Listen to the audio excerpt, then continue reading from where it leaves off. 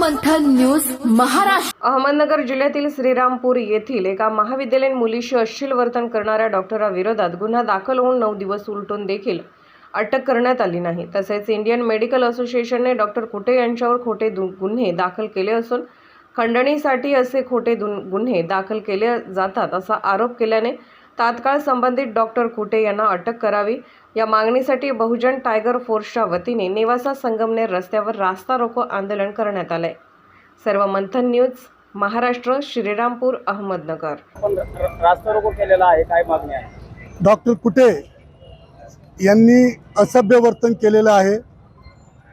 त्याच्या संदर्भामध्ये आम्ही सगळेजण कार्यकर्ते त्या ठिकाणी उपस्थित होतो। गुन्हा दाखल झालेला आहे, पण डॉक्टर कुटे यांना पोलीस लोक पाठीशी घालत आहे आणि त्यांना आतापर्यंत त्यांना अटक झालेली नाही।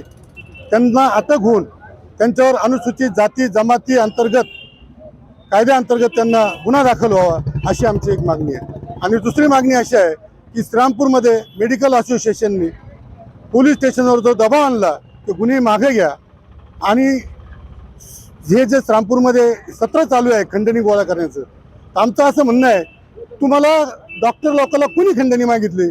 आमच्या कार्यकर्त्यांनी, मागासवर्गीय कार्यकर्त्यांनी जर तुम्हाला कोणी खंडणी मागितली असेल तर तुम्ही त्यांच्या विरोधात जाऊन गुन्हा दाखल करा।